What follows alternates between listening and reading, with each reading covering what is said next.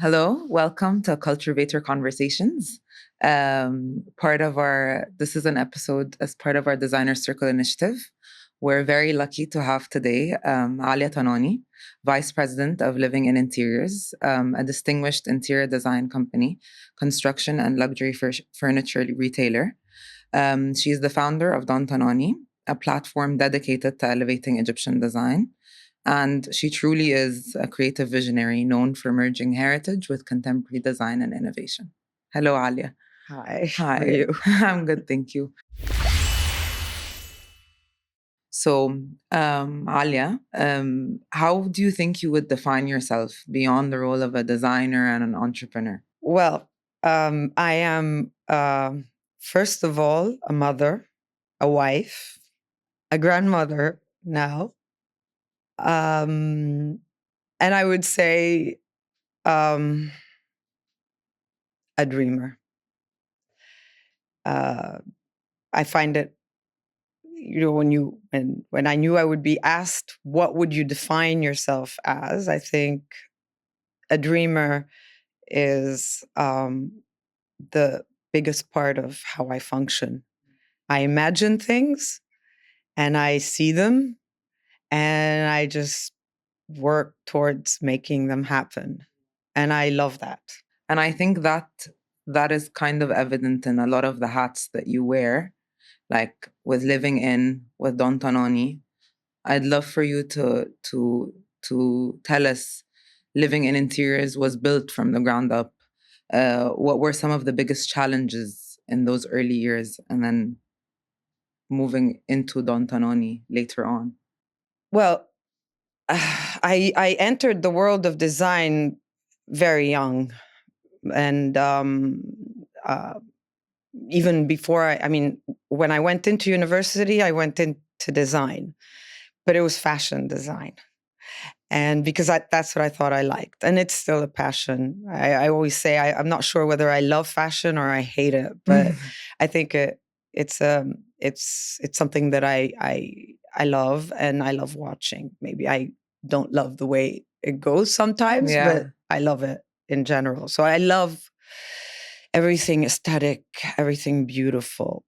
So I started on, like I said, very, very early on in that part of the business. And then I found through that I had more talent in interior design. And I liked it a lot. So I invested in that. Through my education and when I came back from America after having studied there for a while, that part of the business, I came back to Egypt and I started freelancing. And then I got married, had my daughter, and suddenly I was bored to death because I was a housewife and I didn't have anything to do. And all I wanted to do was start a business. And my husband was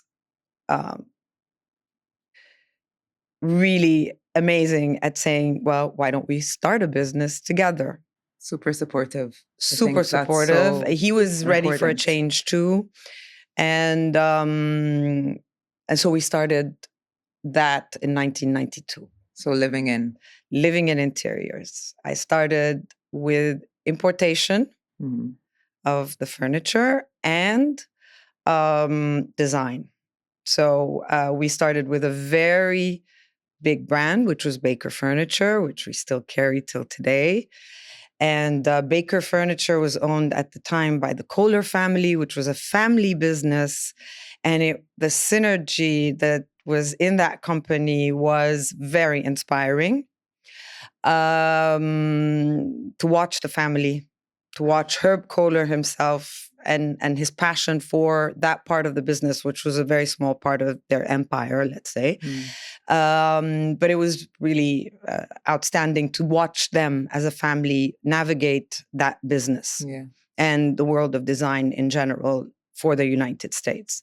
That probably also translated in your, and how you were starting and you were seeing this very established everything being run seamlessly. I'm sure you took a lot of precedent from that. Absolutely. And we'll get into that later on.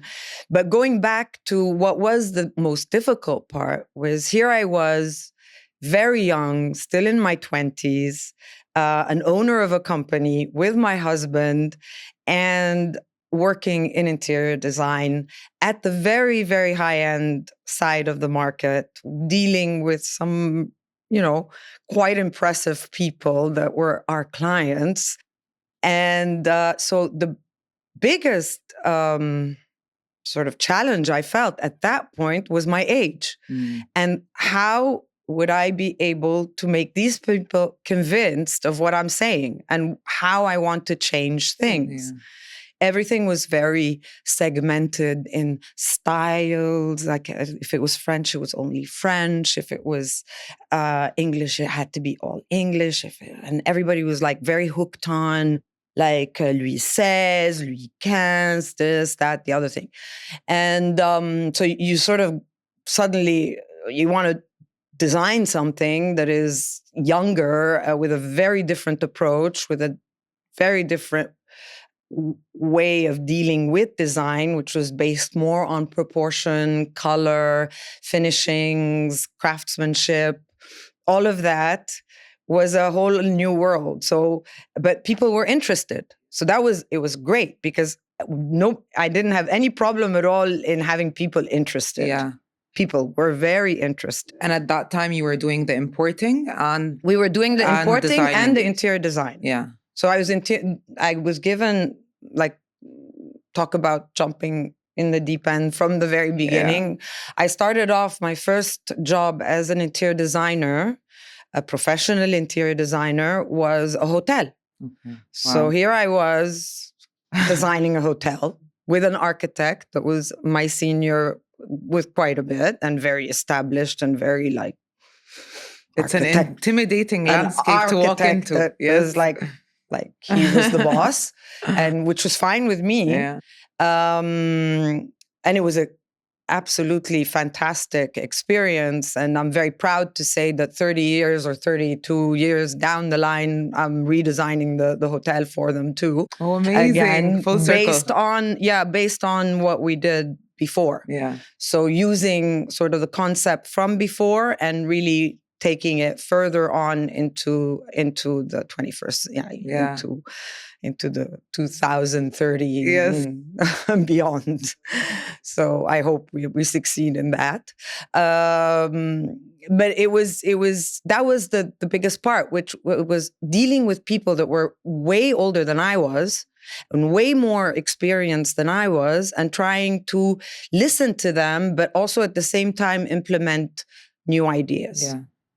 And actually, that made me always, through my whole path of working, appreciate young talent. Because young talent can be maybe a little bit inexperienced, but they have a very, very good, and I mean, if they're talented really and really good at what, their ideas are very vivid and very clear at how they want to see things change. Yeah. So they're almost like the voice of what's to come.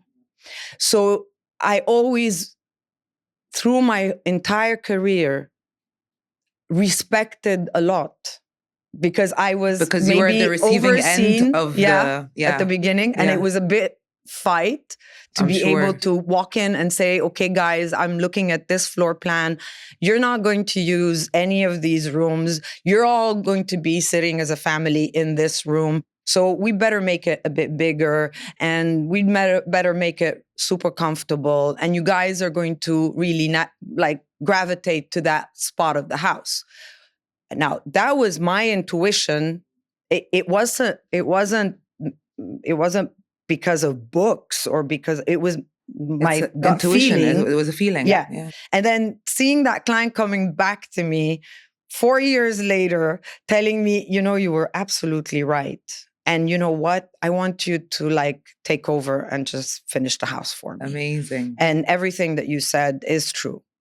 So, and then they trust you after that. But because you also trusted yourself initially. Exactly. So you have to Listen to that voice. to trust your gut feeling.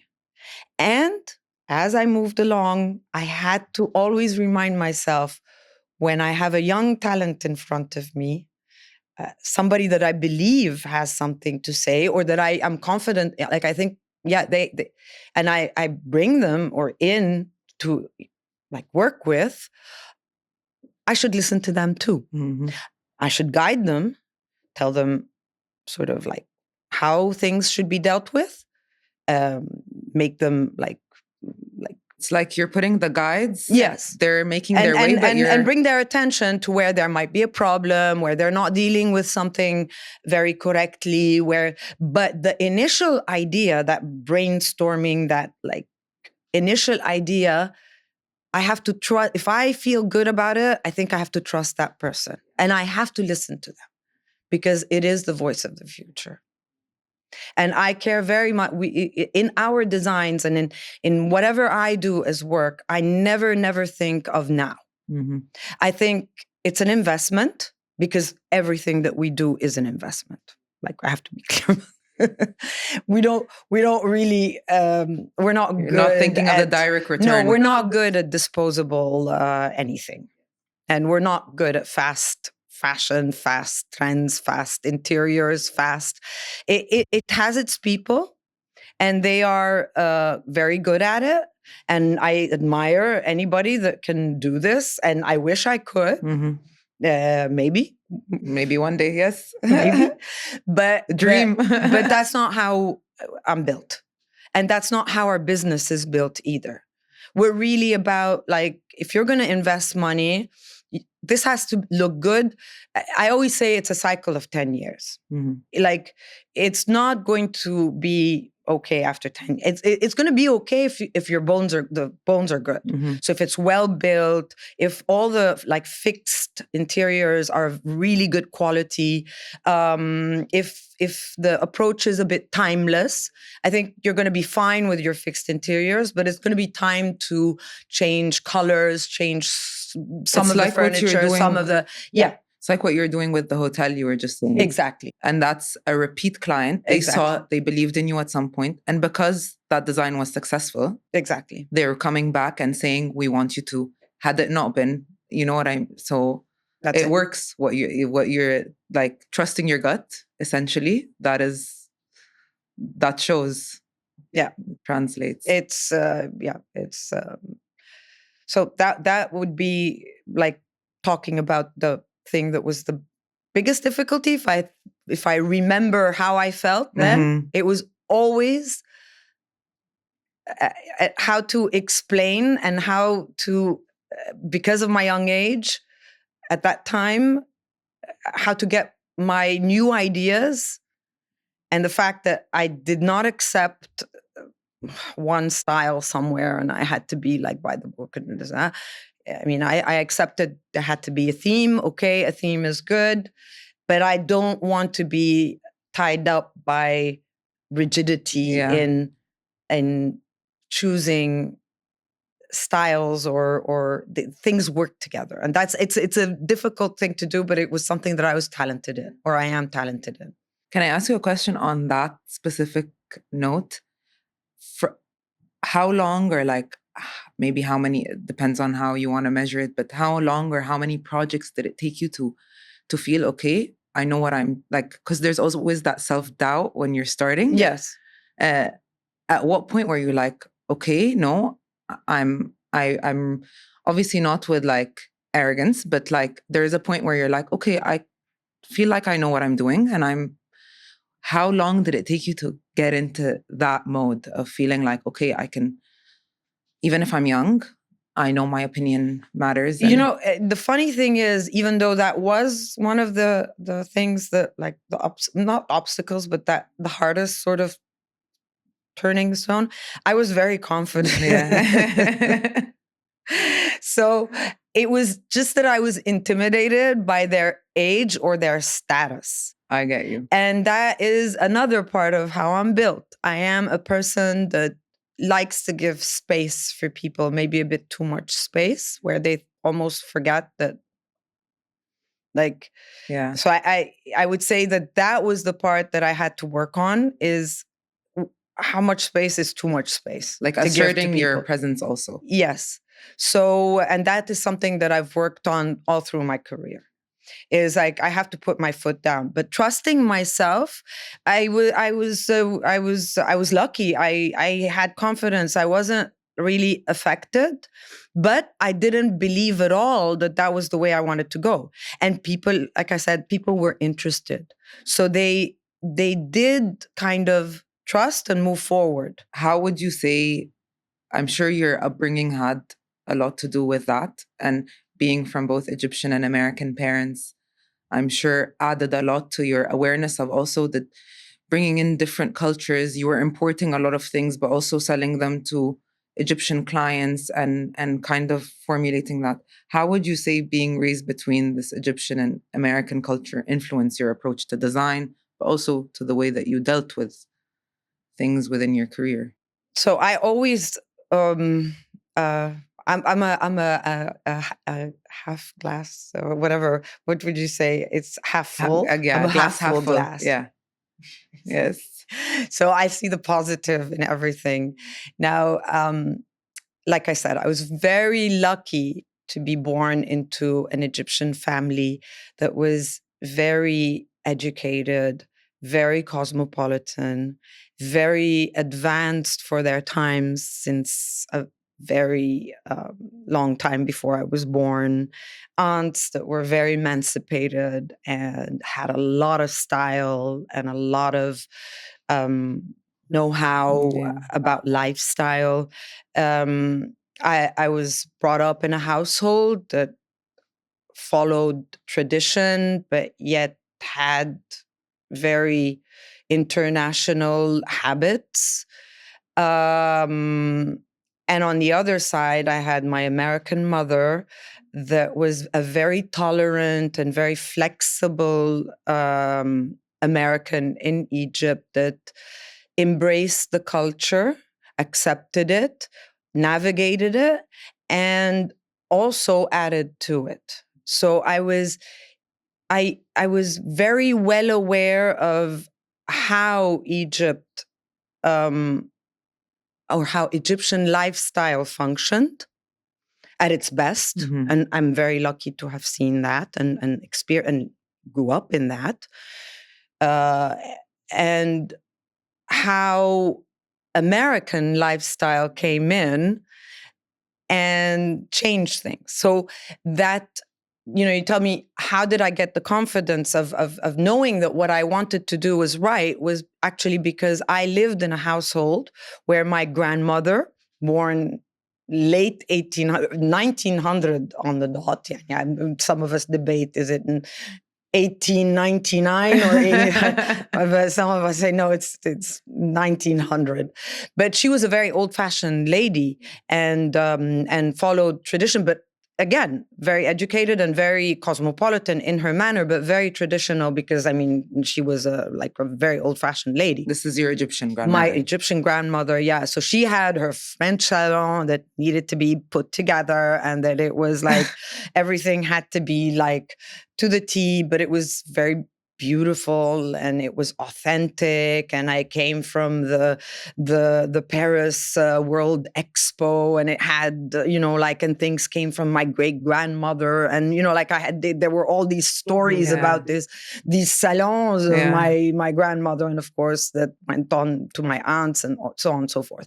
And then my mother came in with in the 50s with her Baker furniture sofa, and that was very contemporary, and her English pieces that she loved and bought in auction, or her Biedermeier secrétaire, or her, so there was a mix of stuff. And mind you, by the time I was a child, there was all the leftovers of many lifestyles that were put in taken from other homes and put into an apartment, and we had to make sense of it all. And so my mother came in and had her space, and my grandmother came in and had her space, and so as I grew up with this mix. Yeah. And you'd see all of these personalities together. Exactly. And how my grandmother would receive her friends, and she usually had tea parties, and then how my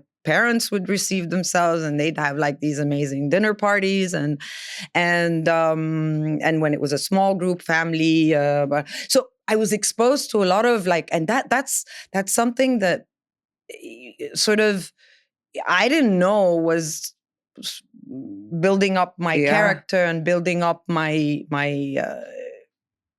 aesthetics. You're just seeing it all, but you are subconsciously absorbing it all. Okay. Yeah. So there I was, very exposed to the really nice, interesting Egyptian lifestyle, even through the eyes of my parents' friends. I'd be sometimes at lunches or dinners as a child and see how these people were, what they were doing, and how they were entertaining, and even as a teenager.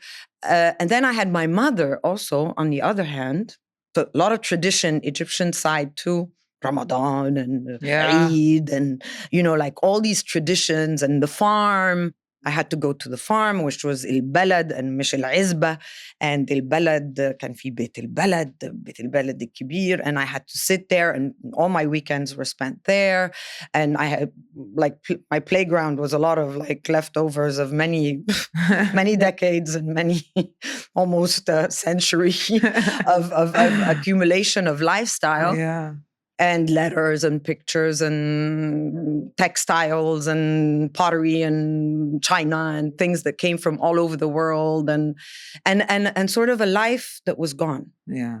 So a lot of reminiscing too, a lot of stories being told. So maybe that's why I'm telling you the thing about me is I'm a dreamer. So there's all these stories that are being told about things that happened and passed, and people that came and passed, and meeting those people through the things they left behind. Exactly. Yeah. And some of them, that shaped our Egypt, our modern Egypt, our contemporary Egypt.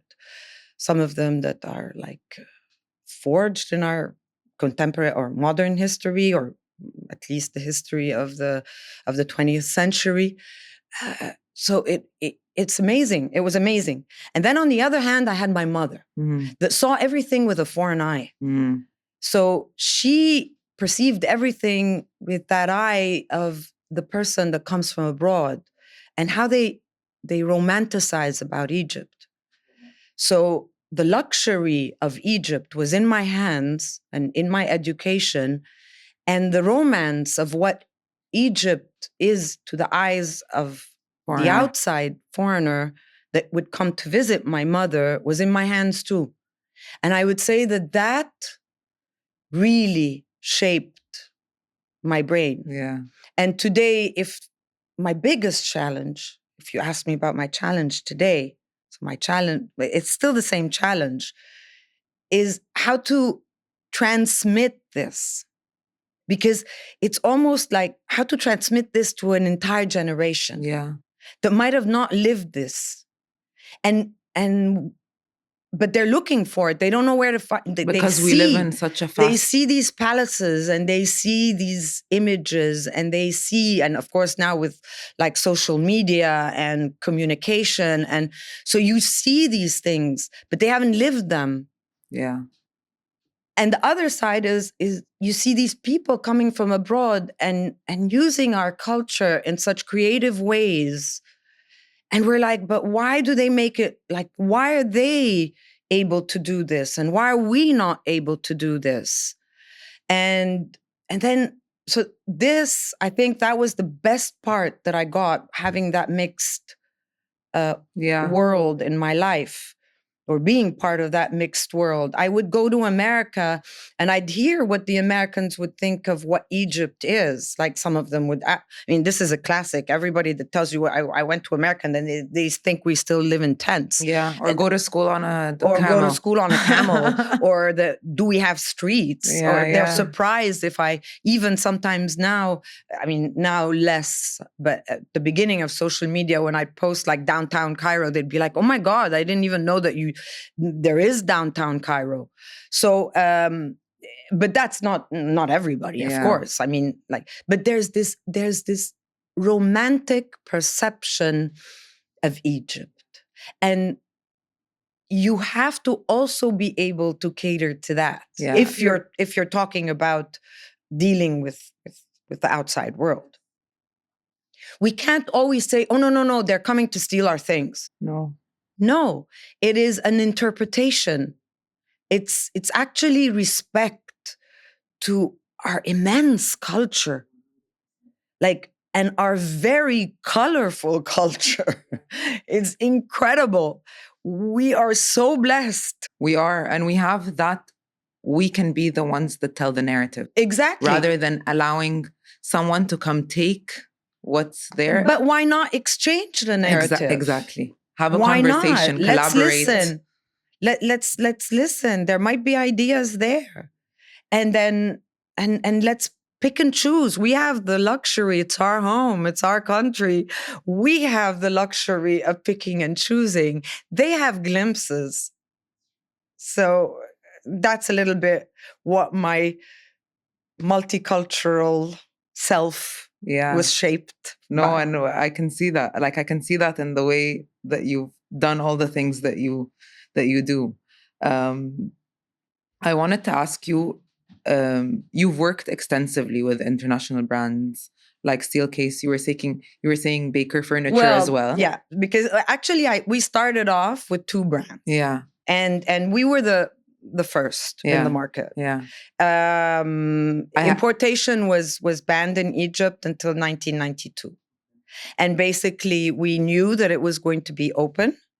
And when it was open, it was that's when we had already talked with Baker Furniture, and then a few months after that, we were sort of guided towards Steelcase. Both of them are based in Grand Rapids, Michigan, so very close to each other, and Ralph Lauren as well. Well, Ralph Lauren came after. Yeah. Because Ralph Lauren Home is not as old as Baker Furniture and Steelcase. Yeah. So, but I have to differentiate between the two. Baker Furniture was this amazing 140-year-old furniture manufacturer, and they were really big at engaging with design talent in America to create collections that were around American designers and that were, let's say, at the top end of the commercial industry of furniture. So they're not like they are the top brand. Like they would be placed in the White House. They'd be like, like they were the best. Those were the first people you. These were the first people we engaged with back then, and then right after that, a few months later, and they're residential and more lifestyle. You said brand. That your mom had a baker and case, and was that what made you? I mean, go to that when you. We can get it. We'll get into that on one side. We talk about industry, but yes, my mother came back to Egypt and brought with her some of her things. Yeah. So, and one of them was this beautiful dark blue velvet, timeless sofa that I think is in my brother's house now. And it was a Baker Furniture. Yeah. I didn't realize that, but it was an American sofa, and it was one of the best. I mean, it was so comfortable and so well proportioned and so perfectly done that's another, like I understood proportions and proper stuff from the very beginning. Like it was like there in front of my eyes. And that's a very important thing when you have references to proper furniture and proper design, proper construction, and things that are not made to last a few years, but made to last a lifetime and more. It's important to notice these things. So, but it had nothing to do. Like, it wasn't because my mother brought a Baker sofa that it was just one of the best in the market. It was the best in the market, and we liked it. My husband and I liked it, and he was like, "Yes, we want to go. We want to go with them." So we went to them, young couple. I want to sell you in Egypt. And they were like, okay, whatever. Can you really? Yeah. Is there anybody that's going to buy anything in Egypt? And that was the biggest surprise. Yes, people were ready to spend, and people and so it's a long story, but it was. So Baker Furniture was the residential side. Was more like, even on the contract side, they were more for the hotels.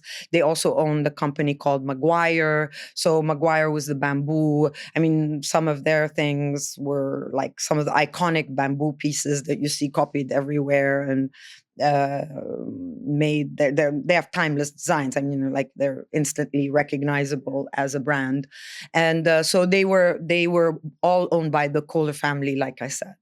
On the other hand, there was Steelcase. Now, Steelcase was office furniture. Okay. Nothing to do with lifestyle. And they are the largest office furniture supplier in the world. So we started with them. And that was like a $3 billion company. And again, so having these two examples of manufacturing, residential furniture, 140-year-old company, working in craft. And I mean, they still had their, Baker Furniture still had their factory that did the handwork, carvings and all of that. So seeing all of this early on, I mean, mind you, this was a very long time ago. So we're talking about early 90s. So seeing all of this kind of set us on a path of like, okay, like the goals. You sort of, I like very much sort of envisioning my 5-year where you see ahead yourself, and my 10 years after, like 5 after that, تقريبا, what's going to happen there. I like that. Yeah. I like being able to visualize, tangibilizing the dream slightly. Yeah. Okay. So we did that, and then with Steelcase, it was a whole other world, because then that was like you're entering into the corporate world, so offices, and at that time there was local manufacturers, Mobica, whatever, and then us that came in, like guns blazing, thinking that we were. It was a very, very,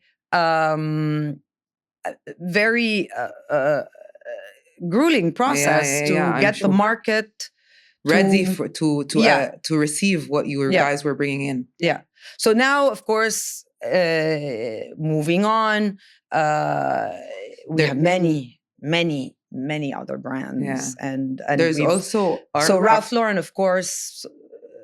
That was also we were one of the first people to show Ralph Lauren outside of their showrooms and outside of the United States. We've had a very long relationship. It's very nice, and we really believe. I mean, this guy is like an icon of lifestyle. Yeah. So creating a whole Americana thing was also a very nice inspiration to be inspired by. So, and bringing in all of this sort of paved the way to where we are today, building the showroom the way it was, the way it is today, the way it was before. Started off in a little apartment of 150 square meters on the Nile, with part of it was the showroom and part of it was our office. We were like 4 employees, and today we were like, and it grew. It grew, yeah, and it grew a lot. Yeah. There's also Arco was created as a subsidiary of Living In. Arco is our manufacturing side. Yeah, that's like, yeah. So this is Arco was also like timeline wise, how did that come in? Well, it came in very early, but not as Arco. Okay. It came in very early because we started feeling the need and actually the room to. First it was the brands, and then we started thinking, okay, we need to be able to provide the interiors. So we started with a small warsha. Yeah. But small or not small, but they were an old-fashioned one that was built by Italians and then taken over by Egyptians. They were a very, very nice family, a very traditional carpenters, and very well trained by good money, like the previous generations of Italians, and so they had all the know-how, and it was very interesting to engage with them. And we engaged with them just because somebody told us they have a beautiful collection of a type of wood called sipili mahogany that is very rare and but very expensive. So the way you do things, maybe you would be. So my husband was very quick at saying yes, and we engaged with them. We took the stock. I mean, they were really the backbone. And then from it, we started creating our little factory, and then the factory grew. And then in 2001.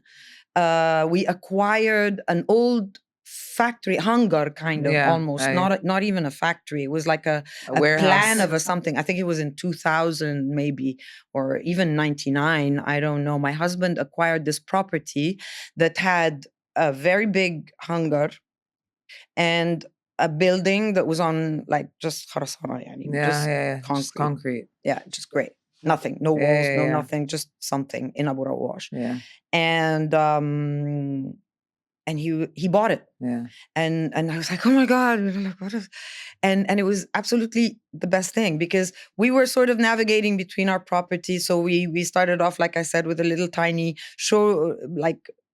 apartment, and in it was a showroom. And then from the showroom, we went to the World Trade Center. The showroom became independent, and we started being independent as in living in interiors. And then the wood, we started doing houses. So we started bringing in the woodwork. And while I was doing the hotel, I started developing the craft of the stone.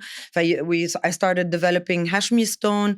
So woodwork, Hashmi stone, engaging with the marble makers, bringing in terracotta from Italy, and working with the artisans of the terracotta, natural terracotta for the clubhouse of Atamea, so on and so forth. It was like a whole, and then bringing in products like slate, and then trying to engage it with so there was this whole beginnings of how to work with craft and how to get craft together to be able to create these interiors that were super luxurious and super timeless and super authentic to our country.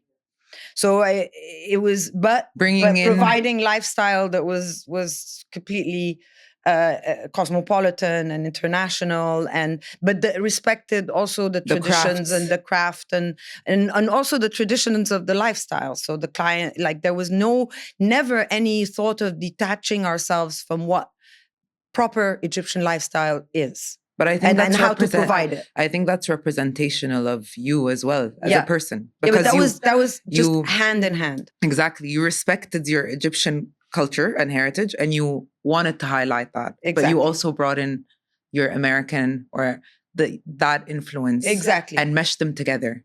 So to create sort of a different way of looking at what is Egyptian lifestyle. 100%. And I have to say, it did impact a lot. And so basically, when my husband bought that property, we opened the factory, huge. Yeah. I mean, for very focused on solid wood.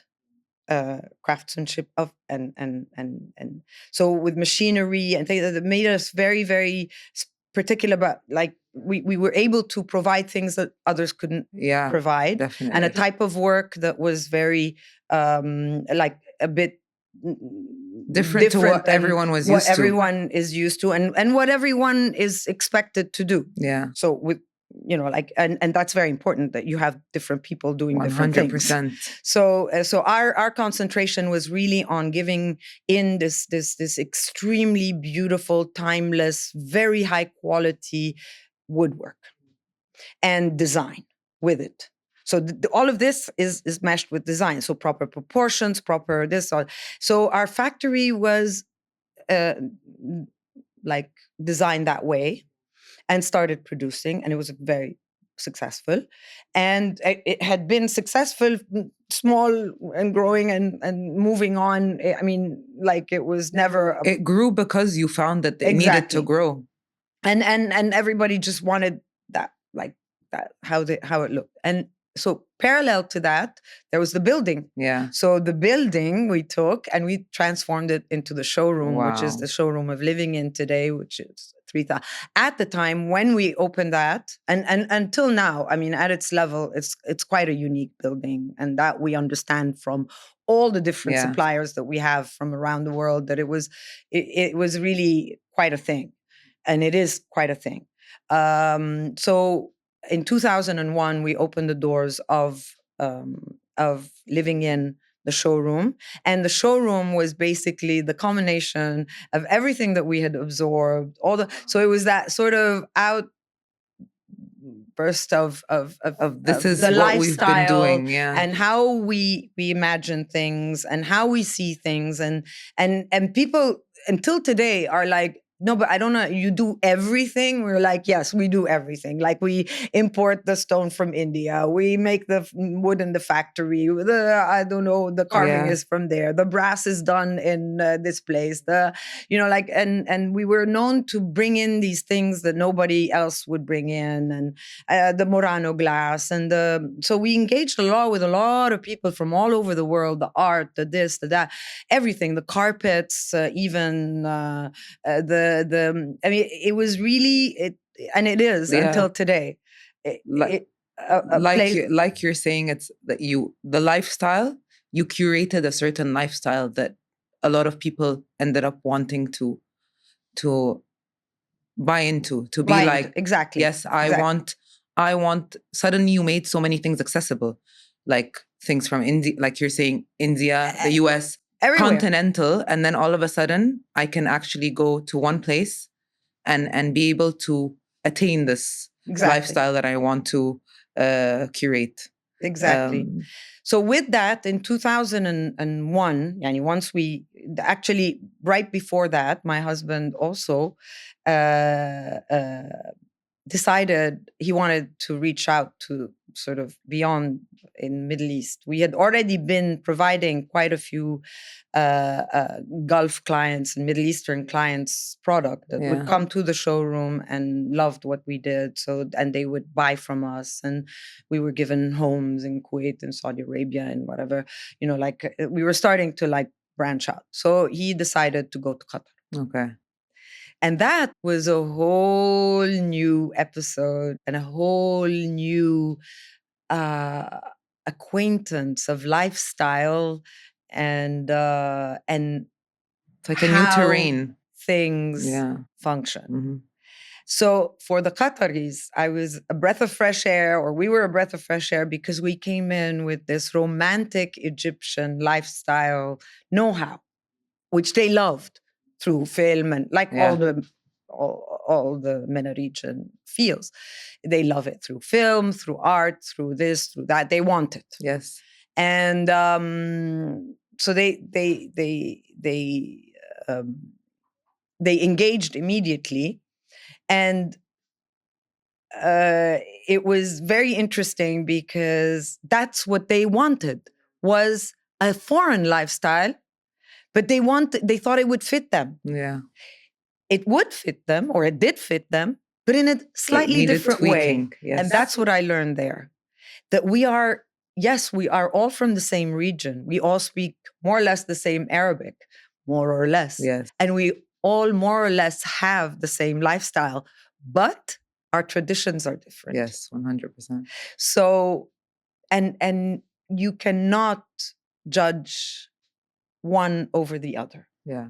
Nothing is right and nothing is wrong. Yeah. It is a way of living, and it has to be nurtured and respected. And traditions are very important, and we have to respect them. Our traditions in Egypt are very different than the traditions of the Gulf. Yes. We all follow the same general rules, but lifestyle traditions are very different. And it's a very beautiful culture. It's a very interesting one. There are many lines that cross, and there's back and forth. And it was a very, very good and interesting experience in the path of design in my mind, for me personally. And I think for all of us that Would you living say in, that project was a very pivotal moment? well, it was very interesting to be able to work outside of your own country, to understand another culture, to be accepted also. And I mean, again, I was very lucky there to be able to be a part of the community, to be invited into some beautiful homes, and also to be invited to design some of their beautiful homes. Yeah. And so, I mean, it was a long period of time. So there are many projects that are there. And I'm, again, the same as I have people that come back to me from our local market. I have people that come back to me from there and from the region, and or come back to us to living in, and it was very interesting. I learned a lot. That's We incredible. all learned a lot, and it was a very, very fruitful. 100%. It sounds it. And the way that you're talking about it, I can see the passion and like Oh, that. yeah. I can see the like you going through it all Yeah. all over again in your head. It's almost like, yeah. So the dream is like, I can see that in your eyes. The dream Yeah. is developing. Yeah. So and the dream is like, yeah, going on and on and on. I'm gonna talk about the next thing. Yeah. And that's Don Tanani. And I know Don Tanani is a research-based design. I want to know what inspired you to launch that. And you were like, okay, so there's the living in part, there's the Arco part, but now I want to go into more focusing on craftsmanship, on research. Actually, what moved you to there, to going to do Don Tanani? So back to the dream. Yes. Like I told you, I mean, I was lucky enough to realize at a very, very early age that I was interested in design, and that was it was a lucky stroke that I encountered when I was 10. Yeah. Because I was at school, I had no clue. I knew how to draw. I knew how to make anything. And for some reason, we had some project and at school, like an arts project or something for some festivity that had to do with school. And I was in a nun's school. And then I worked on something, and I did I think it was a big poster or something. And the nun was like, "Oh my God, you're so talented." Wow. And I was like, "Really? I didn't know." Yeah. And at that point, you need that. Oh yeah. And I mean, had that woman not told me that, and it was at a time where I was at a bit of a low because my mother wasn't like very well. She was away or something. And I was a little, and that nun was like, it was like a breath of fresh air. Like she noticed something in me that was special. And I felt like, wow. So I held on to that. Yeah. It was like validated. Yeah. I don't know why, how, but I don't remember exactly the details, but I held on to that. And it was like my place where I was happy. Yeah. So it was a feeling. Yes. So Your gut. My gut. Exactly. And then we move on a little bit more. And like I said, all of this, I'm like going on tours with my mother in antiquity of Egypt. We move on a little bit, and I'm with a school again. And I think we went on a school trip to Al-Qasr and Aswan. And I think I was probably, I don't know whether it was the temple of Al-Qasr or the Karnak anyway, temple. Karnak. It was at night. Yeah. And we had that tour, and then they were like, and this, and the pool where they used to go in. And I saw that whole thing in live in my, like, I could see everything. Like I could see the girls and the white dresses. The and dreamer in you was... yeah, so I was like dreaming, you know, and it was almost like this whole thing came alive in my head. So I was like, okay, I have a wild imagination. Yeah. But why did I feel that way? I don't know. And my friends were making fun of me, and like, it was like, and I was like, got all excited and all rattled over that. So, fast forward, the dream is going on, and we're like, okay, now I'm in America, and I'm getting all these brands, and I'm seeing how people are doing work. And of course, before that, my work in fashion, which was kind of that pivotal moment that took me into design. I saw they were the parents of one of my closest friends.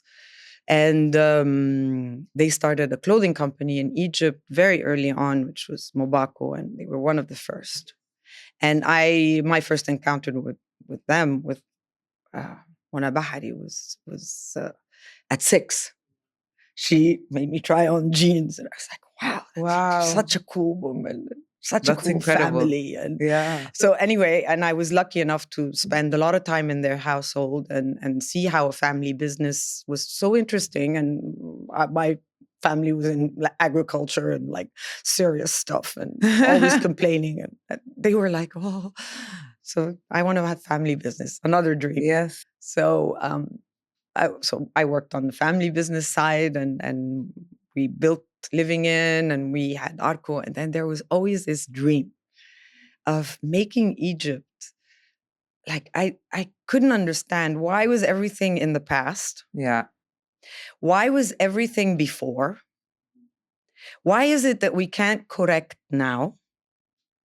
Even as a young girl, like, why were why I would go shopping with my mother all the time, and why were the shops dilapidated? Yeah. And why was everything old? And why were things not well made? And there were so many whys in my head. Yeah. And then I started working and this and that, and it kept, like, it was in me all the time. Why? And I started probably analyzing in my head all these whys while I was working, while we were actually probably developing craft, while we were shifting the market right and left with our new concepts and designs and all these foreign things that we brought into the country. And I was like, and at the end, the last question was like 2 questions. Why is Baladi bad? Aywa. Yeah. When it's my country. I mean, what is that? Like, okay, it comes from the Italian culture a little bit. It comes from, but the last question was like, why don't I have anything Egyptian in my showroom? And why don't we sell anything Egyptian? Yeah, like, why? I mean, now I'm starting to be offered things from Lebanon, things from Turkey, things from Morocco. احنا فين؟ فين مصر؟ فين احنا؟ أيوة. Why can't I sell it to my clients? And why can't I offer it to somebody else outside? And why can't when it be I at par? can make the most beautiful doors, the most beautiful walls, the most beautiful floors, the most beautiful windows. I'm making stuff that's incredible, or we're making at Arco stuff that's incredible. We're providing right, left, and center things to people and to projects around the country. And my daughter, by then, started entering the business. And she could see it. So I was like, I'm going to write a book. Yeah. I'm going to, okay, let's write a book. Whatever. So it was one idea after the other. And then finally, my daughter went to Milano. Actually, she was working on a project here. Yeah. very large project that was around construction and woodwork. And mainly she was responsible of woodwork and the factory. And she made a bench Okay. in her sort of Yeah. pasta, yani in between. Yeah.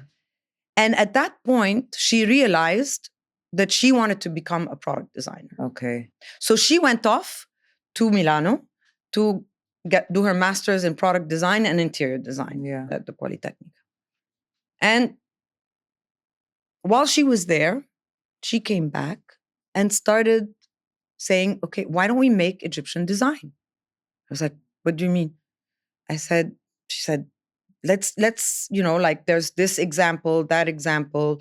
Let's go to the archives and try to buy, like she was like inspired by Fitra and I don't know what, and try to buy original design and like from old design. Study it. And so she started researching that. And okay, there were few things, but how am I going to buy them? Like they're in like government buildings or they're owned by people. And they're not even archived. They're like, there's no archives.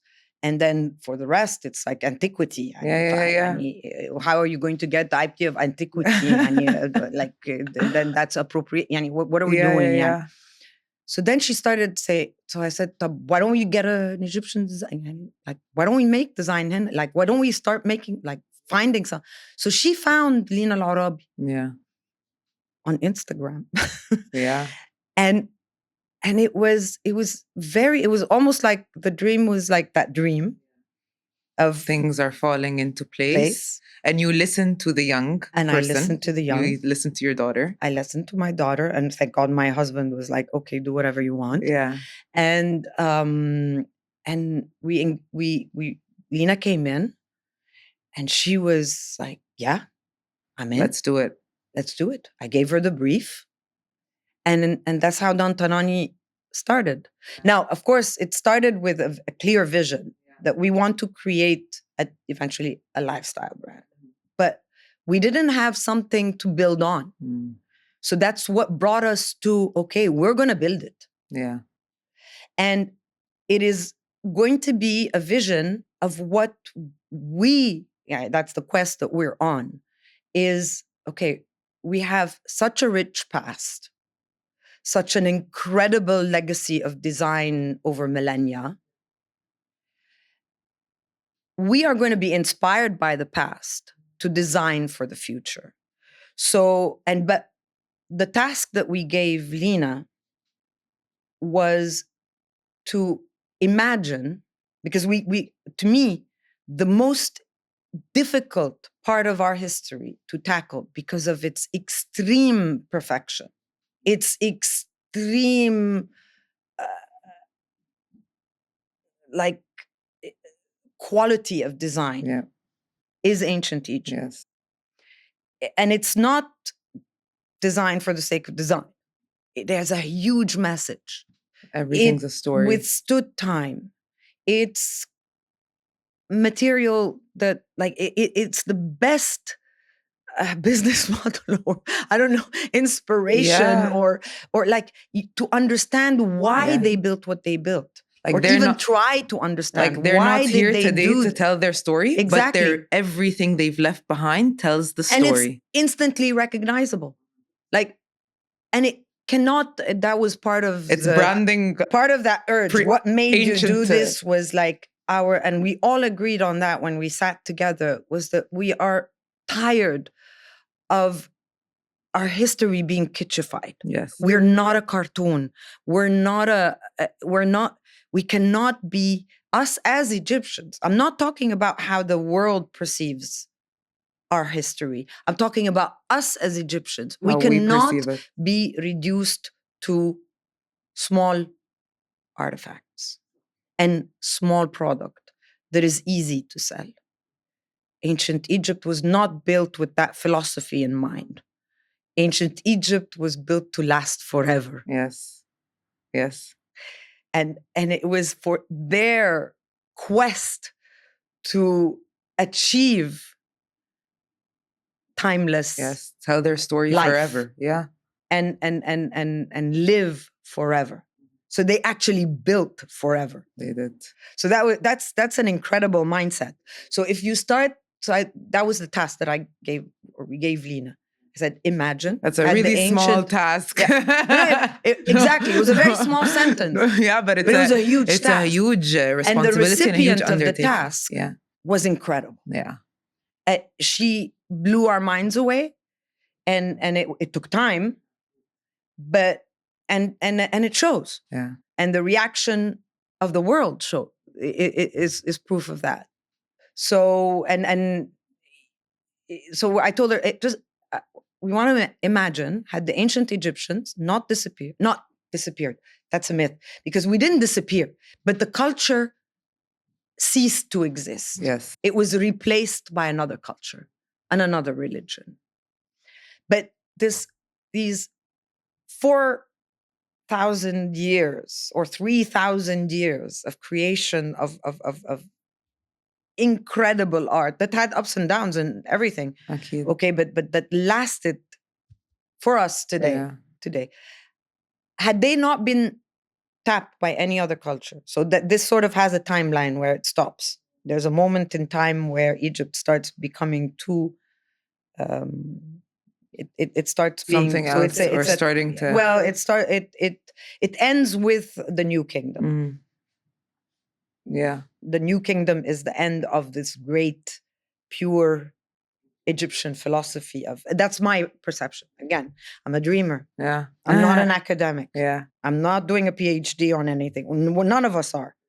We work in design. Yes. And I always like to say that, because suddenly I get like, your timelines are wrong. But it's how it's just an emotion. Yes, it resonated with you. We ruled ourselves. We were Egyptians. We were Egyptians on top of the world. We were dictating culture to the rest of the world, and that's a whole other story on how are they engaging, and this is endless, because the stories can go on and on. But anyway, so I said, imagine the ancient Egyptians hadn't ceased to exist as a culture, hadn't been tapped by any other culture. What would they be building today for their homes? Like, what would that's an incredible the top brief chair look like?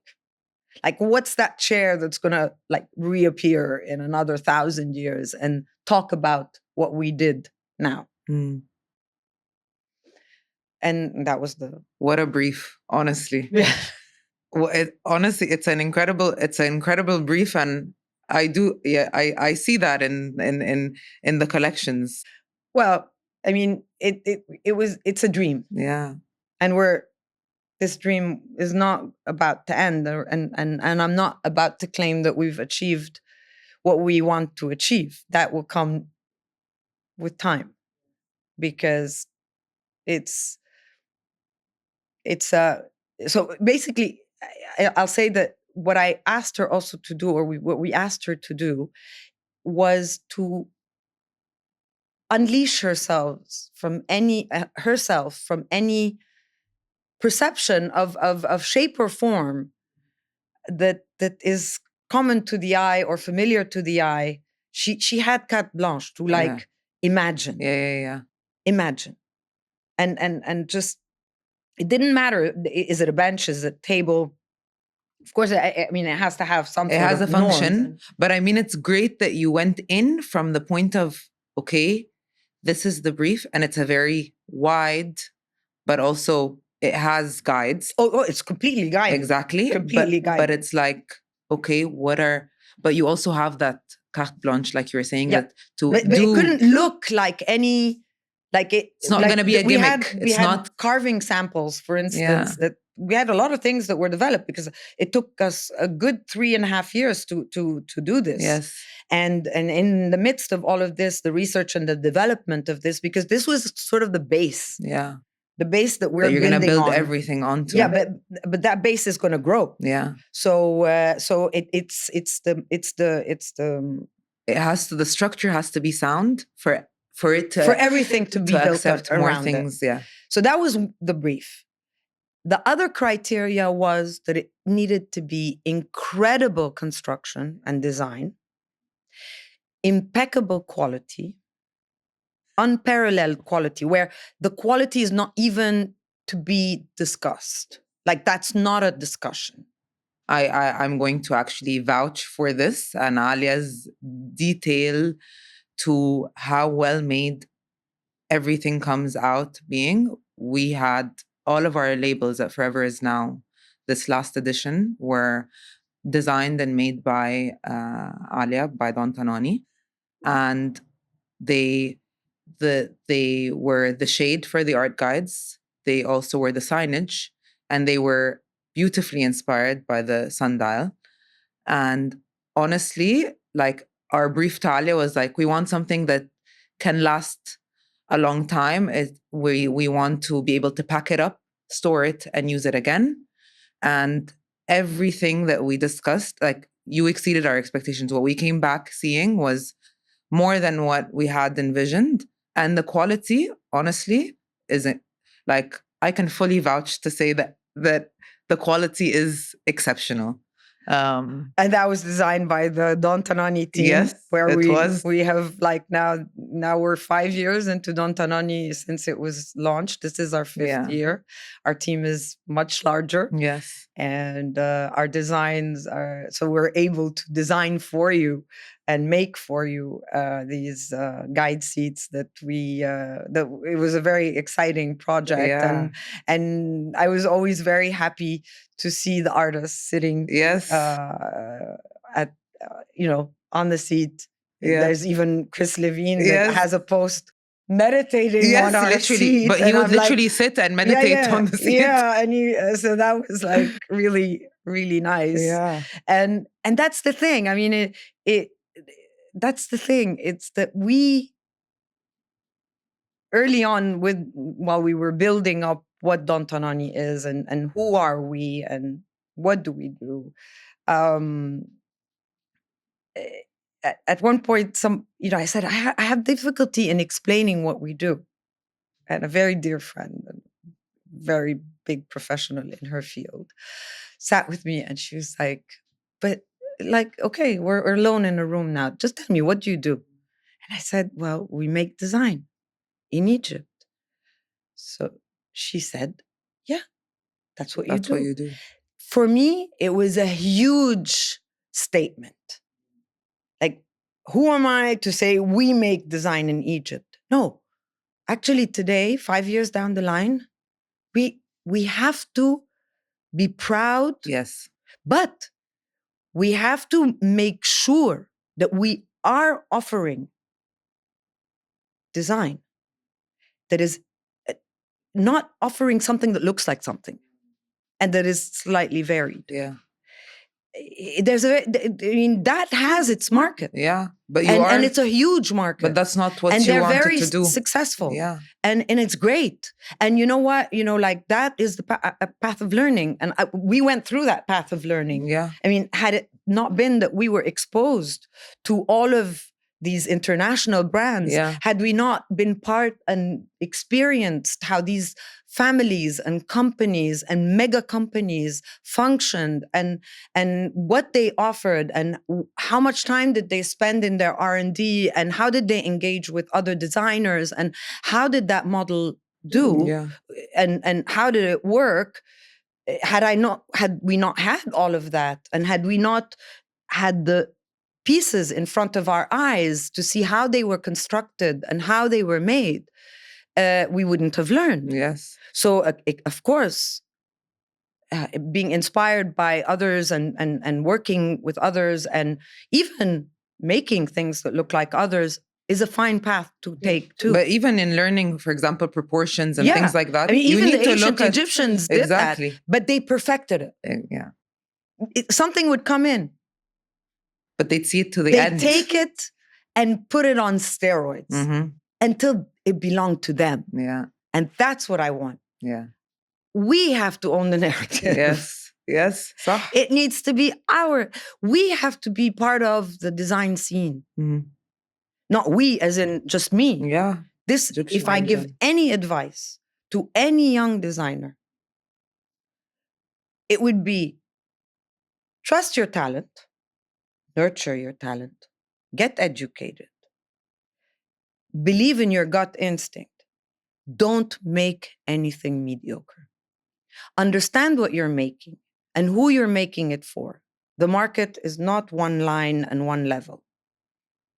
There's A++, there's A+, there's A, there's B+, there's C, and everybody, all of these people have space and room. And have needs. And have no and you can service the A++, and you give them A++ quality. Mm-hmm. You can service the B and give them B quality, but B quality at its best. Yes. And there's no shame in that. Like, no shame in that at all, because we're not all built the same. Exactly. There's no shame in that. But design is in the hands of the designer. Yeah. So if you have a great designer designing something for IKEA, it's great design. Yeah. Yeah. It might be fast. But interiors, that's the brief. That's what is. But it's great design. Yes. So product design is a thing. Yeah, no, it's an education. 100%. Yeah. And a product designer can design a car. Yeah. And design a chair. Yeah. And design a tea kettle. And then there comes in a designer that has a vision. Yeah. So I'm not a product designer. And that was one of the first things that Tamara said, adding to how your daughter, second generation of our family. So I'm a mother, and the second generation is working with me now. And I'm very proud of what both of them are doing. Each of them is taking part of the business and making it grow in different directions.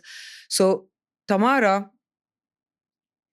was very clear at the beginning, and she's a bit of she's our police, like we all are afraid of Tamara said. Okay. So she said, we can't do it all. Yeah, we can't be the designer and the product designer and the manufacturer and the vendor. We're going to shoot ourselves in the foot, and that's true. Yeah, this needs a community of minimum 5 sectors.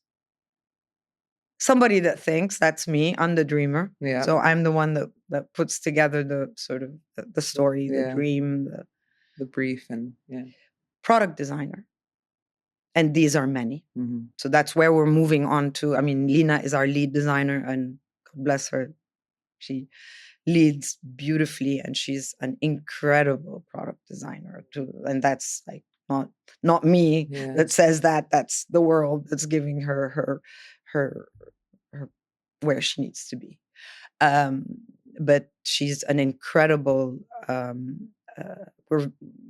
product designer that's leading our product design team and that side of the business. And there's all the team that comes with her. So she's that sector led by her. And then there's the factory, the craftspeople. And without everybody, and then there's, of course, the marketing and all of that.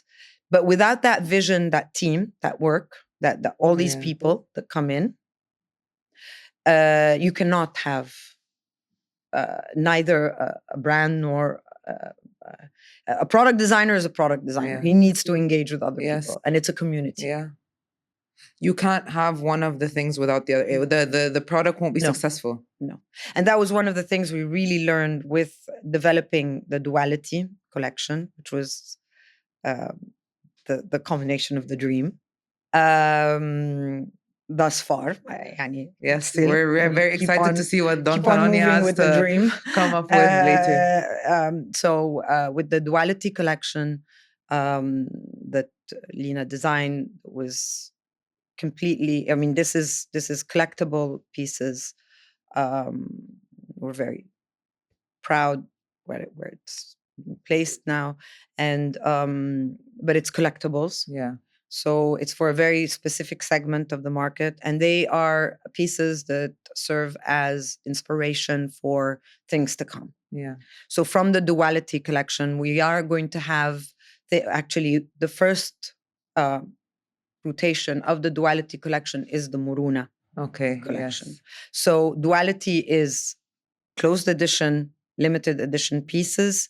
And Muruna is the open edition inspired by one of the pieces, which was the Ouroboros bench Yes. The benches. from the duality collection. So because people think that they're two different products Yes. completely, and they serve two different things completely. Yeah, but then you've So taken Muruna is the beginning of the lifestyle collections that are open editions. They're still quite pricey, and they're very complicated in their construction and everything, but they are being developed into systems and into more as we move down the line, it grows into different categories and different things. But with the duality collection, while doing this, we realized that the engagement between craftsmanship and product design is it's really important. it's one. Yeah. So that's that part with the craft that's very, very interesting. Is that probably anybody making anything in this country or anywhere else in the world will tell you, yes, that's how it works. Our master carpenter engages with Lina. There's many discussions. We all sit around there. It's like a master class in you have to understand the craftsmanship material that you're gonna wood, design in. In woodwork. It's amazing. And you see the negotiations. And that's where the different craftspeople come in, and it really takes certain craftspeople that want to engage in this. So they are not industry based. These are real artists and craftspeople. Like they're the artisans. They're the people that he might not even know how to read and write, but he's been doing this. He's a genius. 100%. Like his brain is like and knows how to solve all the little problems that can everything. And the negotiation between the product designer and is beautiful to watch. And then you see what comes out. And the thing is that what comes out of that is, like I said, unmistakably beautiful. Like anybody that understands anything in construction will say, yes, this is beautiful. It talks for itself. And that's really about what it is about ancient Egypt. Things were unmistakably beautifully made, unmistakably Egyptian, instantly recognizable. They were sustainable and they lived forever.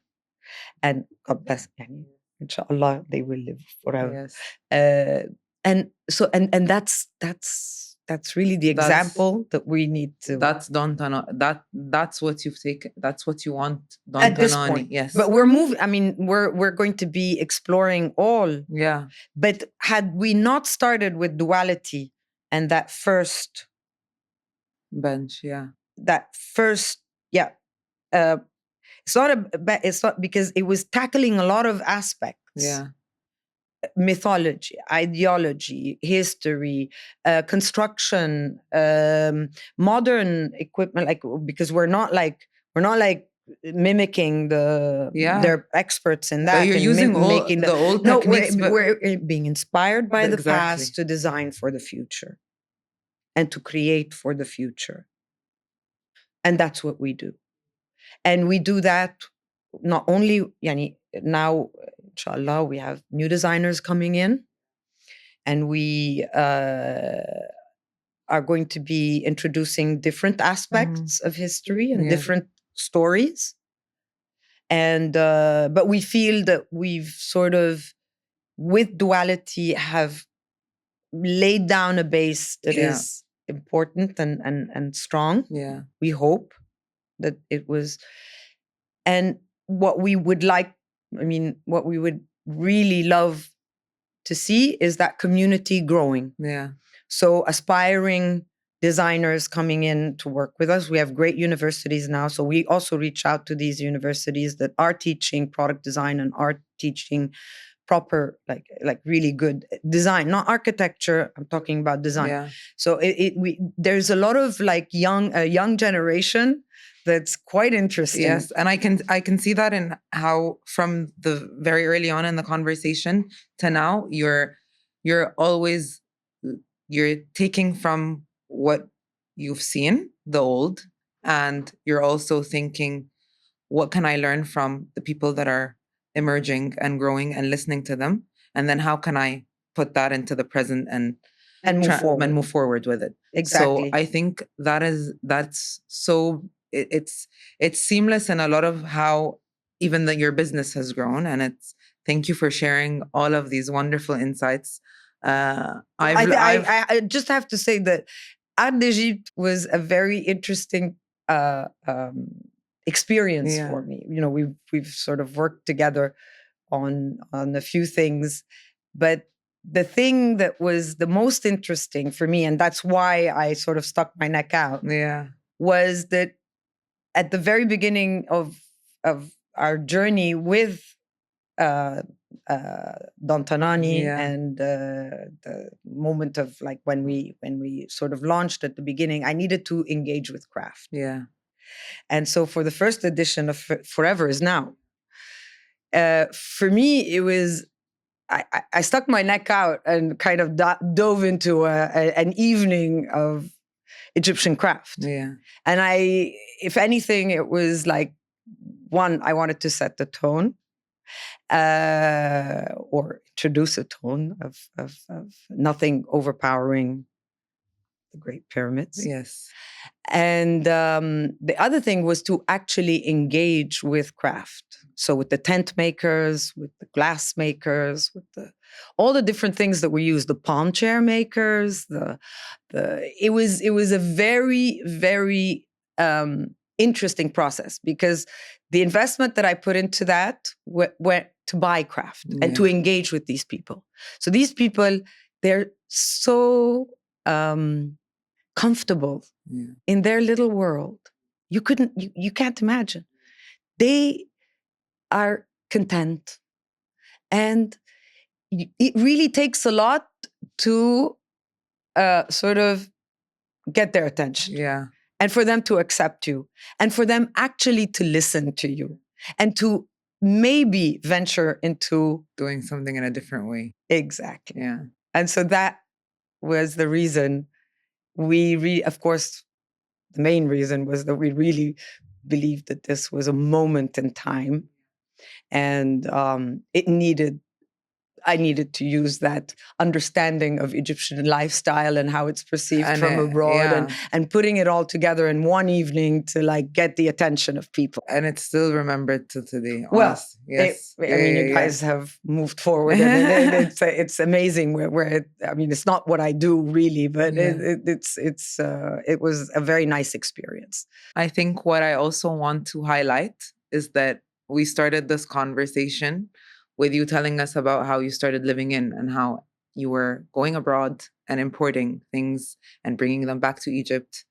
And I think now what you've done with Don Tanani, you're actually exporting now. So you're actually, all of that time that you've spent doing all of this researching and getting to understand all of these crafts better, all of the market better, all of this, you've reached a point where you are one of the storytellers telling that Egyptian design made and exported to all over the world, that's like a full circle moment. It's incredible. Yes. I mean, it does. It is a moment like when I realized that it's like when we started on the back, like 34 years ago, we were importing, and I was dabbling with craft. And today I was importing luxury into Egypt. That's the thing. I mean, there are many importers and many exporters, and all my respect to all these amazing people that have been doing this for ages. But we came up with the idea of bringing in luxury to Egypt and believing that the market was ready to experience something completely at another level. And of course, with that, another price tag. We also believe that the world is ready to receive from Egypt great design and luxury. also. So that's our quest. And the fact that we do export and Big. That's a big thing. it export to our peers in the design world that are and the things are at par with the rest of the world. It's no longer like, no, this is coming from abroad, so it's better, because that's the idea that we had. Well, it's made in Egypt. Yeah. Is made in Egypt was one of the things that I really, really wanted to stop. لأنه it was almost like an apology. ما هو معمول هنا حلو قوي. That's fine for us. And I said that yeah, we can learn it. But design is a whole other thing. So if you're really giving the world design made in Egypt, I think I'm proud of our you should be. Like I'm you proud should be. You should be. Where you we're are, located we're all right excited now. to follow what comes next. And that's excited. and it means that the world is not there. I mean, if it sees good design and good quality and good construction and that it won't discriminate, undisputable. I've seen this. I didn't even know it was made in Egypt. Oh my God, you make this stuff. We make this stuff.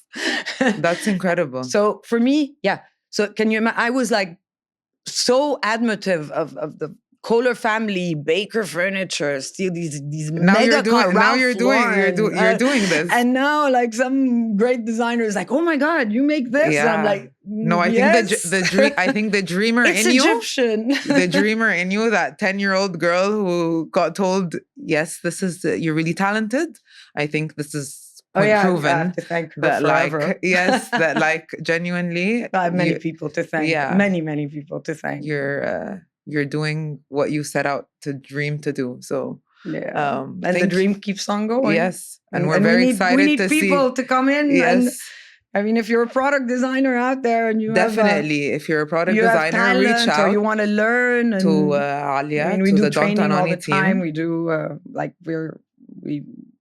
we're constantly, our doors are open for. That's incredible. So please reach out, guys. This is an incredible opportunity.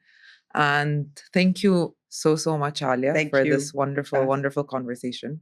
I've learned a lot, and I'm sure everyone that's listening. Gone on No, but it's been great. Thank you so much. And we're so looking forward to see what's coming up next, and also with all of our stuff together in Forever Is Now, this next edition. Inshallah. Thank you.